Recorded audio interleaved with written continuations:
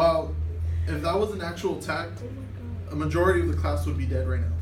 So according to Forbes, on November 14, 2012, Edmund now states, the first reaction anyone would have while having a gun pointed up to them would be first disbelief, then fear, then lastly to unexpected calm. As students right now in this faculty, in this facility, we are in a gun-free zone, which means that nobody can have a gun unless the police officers, which are, a couple hundred feet away, which is, not feet, more like half a mile away, right, at the other side of campus. So we wouldn't have any type of protection. And I had Professor Montana, which is the only conservative teacher on campus. He's the one that brought this up to me, and even though I disagreed with all his other Republican beliefs, this is the only thing I agreed with. By the end of this speech, I would like to at least get an open mind from you guys, hoping that you would understand why gun control is hurting American people.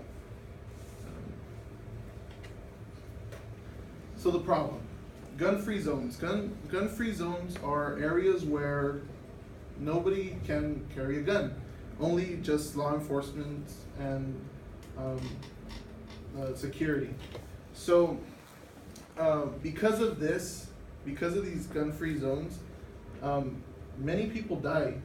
For example, the Columbine High School shooting, the Virginia Tech shooting, the Salt Lake City shooting, the San Bernardino shooting that just happened about like a year ago, Sandy Hook, Aurora Movie Theater, the showing of The Dark Knight Rises, and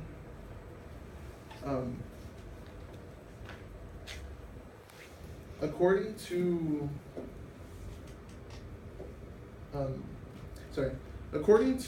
USA.com, December 14, 2012, Glenn Harlan Reynolds states, after a shooting spree, they always want to take guns away from people that didn't commit the crime, stating that every time a crime is committed, gun laws keep getting stricter and stricter.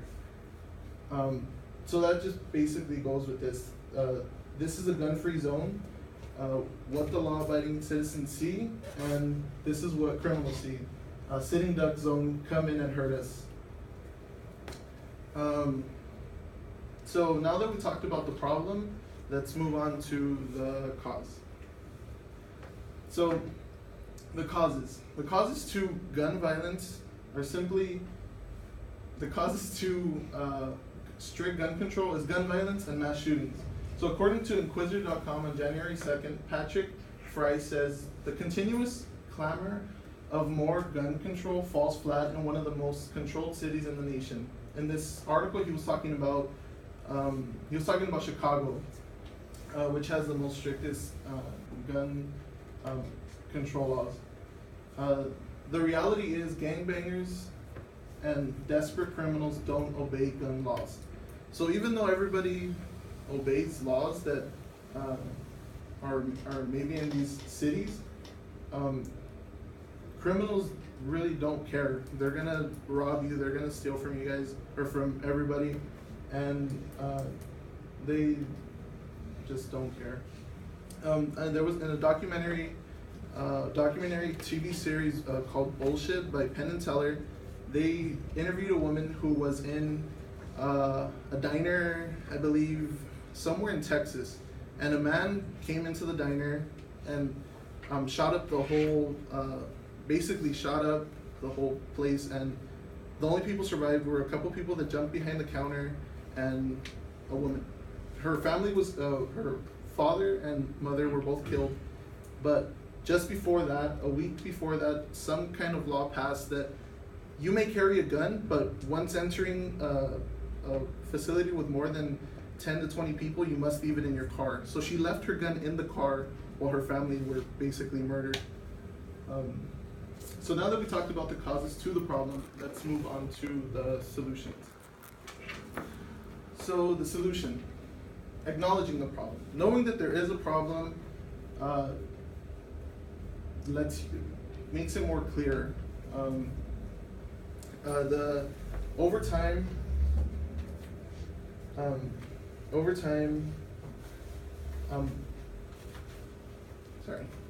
according to ProQuest.com, published in spring of 2013, Stanley Pressler and Howard Schuman state that people's opinions have been changing on gun control.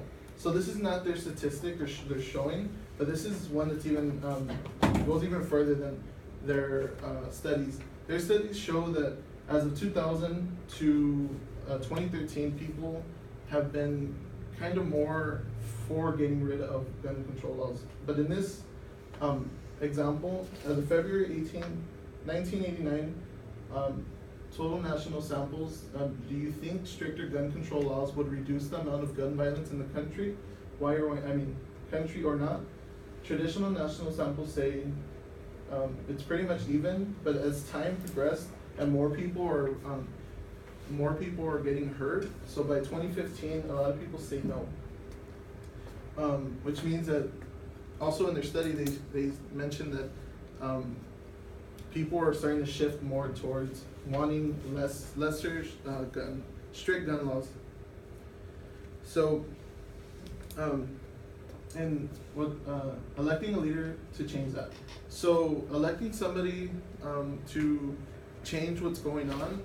So maybe not this election year because we have like the only person that's saying this is Donald Trump. So I wouldn't say go and vote for him, but I'm saying if more and more people have this idea and more people know about it, eventually, if anybody in here is Democrat, maybe they might start to change their beliefs and go and might make it better for us. So now that we've talked about, now that we've talked, there was another slide, but now that we've talked about the problem of gun control, the cause to gun control, and finally the solution, there was a quote. I was gonna leave you off with a quote by the Dalai Lama, which states, if somebody is firing at you, you should have the right to fire back.